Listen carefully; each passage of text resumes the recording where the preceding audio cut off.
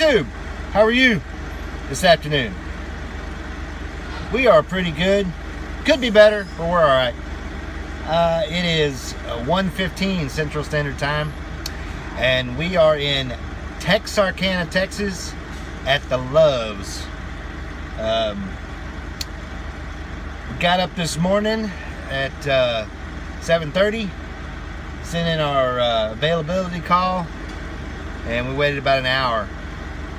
And then we got a load, pick up in Pine Bluff, going to Carrollton, Texas, which for me would be a home load since it delivered tomorrow.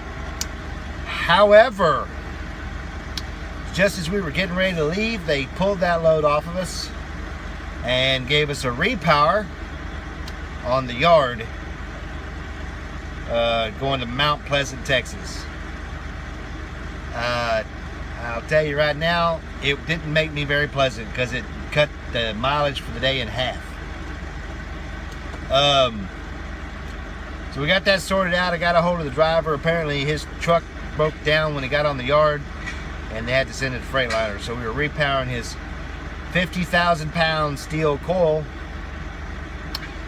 and I guess that's all right. So it was a good learning experience for Corwin, because he got to learn about how to do a repower and how not to do a repower, because we did a little bit of both. As he was hooking up the trailer and everything and swapping equipment, I checked the load, make sure at least it was secured properly, and it was for the most part. But I missed that one of the chains wasn't mirrored.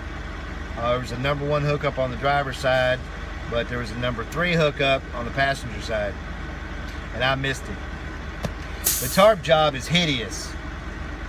He used an 8-foot drop and didn't even try to get it to look good. It's a really tall coil, and I think that's why I missed it. I was focused on the tarp job being so bad.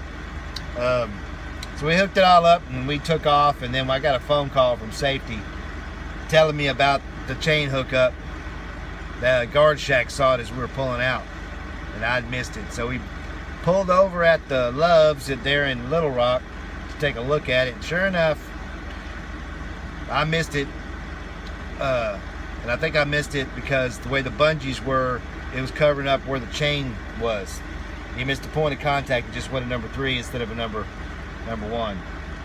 And I talked about chain hookups before. So we had to break it down, that chain and that ratchet, and get all that hooked up. And then I noticed a few other problems with it, so we corrected those. And then put the tarp back as best as we could without having to redo the whole load.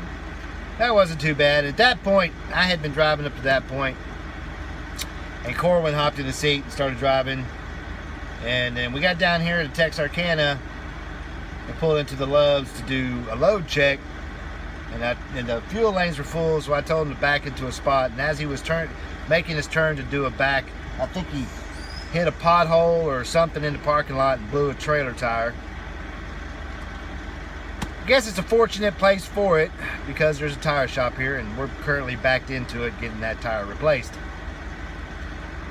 Nothing like 5 minutes between sending in the breakdown call and getting a response telling you to get it done right there.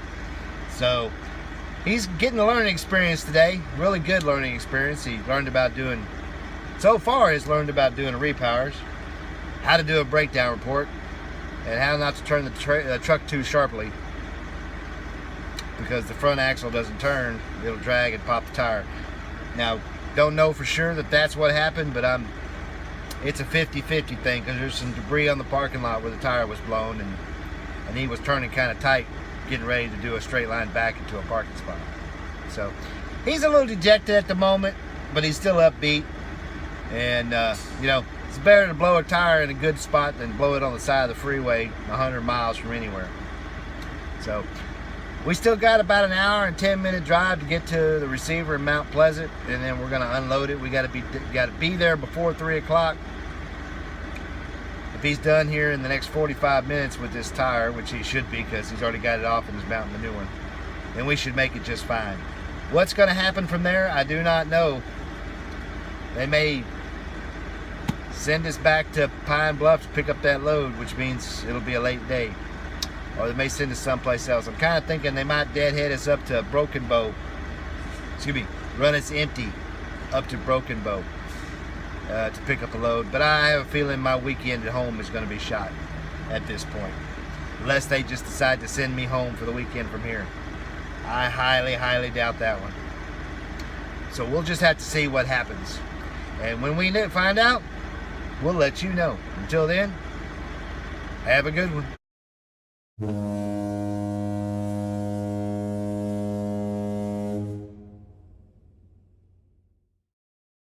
Good afternoon, YouTube. How are you this afternoon? We are pretty good. We are at the Shell truck stop in Mount Pleasant, Texas.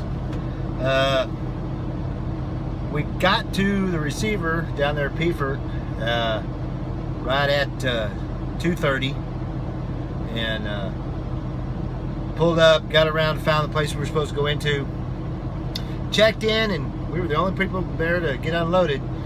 We had us pull in. We were able to untarp, unsecure under, in the shade. It was a little bit better to do it directly in the sun. We got it all off, and he got the coil off, and we got everything put away, and we're out of there in 38 minutes. And we came up here to the truck stop to sit and wait. Got a message there was 4 trucks in this part of Texas, and they were 4 loads short, and we were number 1 on the board. So we're going over some stuff related to TransFlow, the Pilot mobile app, a few other things, and then they sent us a message telling us to head down to Nucor and Jewett, and I was just getting ready to plot the course to get there when we got the load plan, and we're heading down to Jewett. I guess probably, what does it say we're picking up?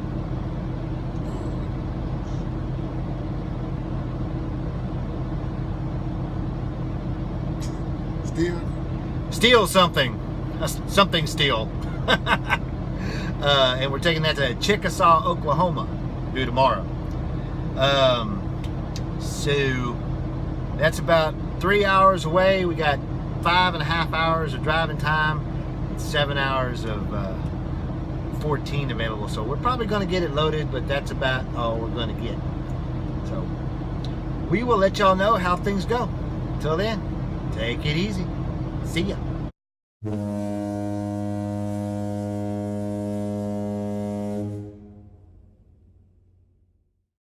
Good evening, YouTube. How are you this evening? We're pretty good. We're tired, and it's late. It is 11 p.m. Central Time, a little after actually, and we are in Jewett, Texas, at Nucor Bar Steel Plant, mill, whatever.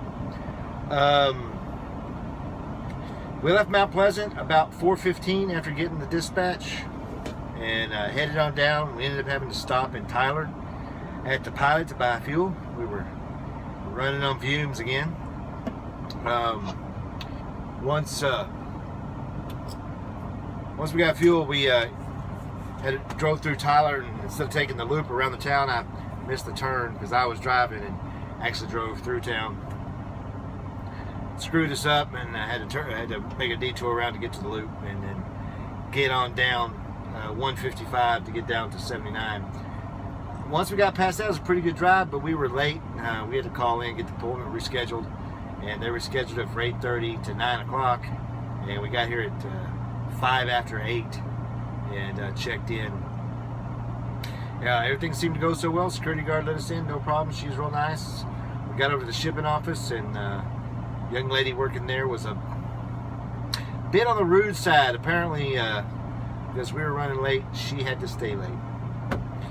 We weren't the only one. There was another guy pulled in late behind us, because as soon as we got in and she gave us our paperwork, told us where we needed to go, we pulled into one door and they put half the load on us, and then we had to pull out and back into a different door, and they put another half a load on it. We got 47,000 pounds of square bar tubing stuff, and that's going to Chickasaw, Oklahoma. After we got that, we pulled around to the securing bay and started securing, and then she hollered for us to give her her stuff so she could get her bills done. She handed me the bills, and she turned out and ran out the door. I mean, she was flying. And then so we finished securing it. It's linear steel load without blocking. At least this one has spaces, so we were able to secure it properly. Though probably could have used a few more chains, because we have 3 40-foot bars all on one side, and we have 4 20-foot bars on one side, and they're 2 and 2. So doing the wraps was kind of crazy. We ended up having to resort to straps and felt pads to finish it off to get it all done. So we're going to have to tighten that down, make sure it's real good before we at every load check. And then after that, we had to pull around to the tarping bay, and they put the tarps on for us. So at least the guy that did it put them on relatively straight. We didn't have to do too much tweaking for doing it. We got it all bungeed down and everything else. Load time, securement time, and tarping time took right at about 2.5 hours, almost 3, with all the driving around the parking lot real slow and everything else. So yeah, loading, securing, and tarping. I think the securing took us an hour, the tarping took us about 30 minutes, and the rest of it was loading time. So that's how the day went. We are here on the property. They don't allow overnight parking, but the security guard is nice enough to let us park off to the side. And we'll be bugging out here around 6:45, 7 o'clock in the morning, and we should get to Chickasaw around 1 o'clock. And appointment's not till 3, so we should be good to go on that. So until we talk tomorrow on that one, keep the shiny side up. 73. Good night.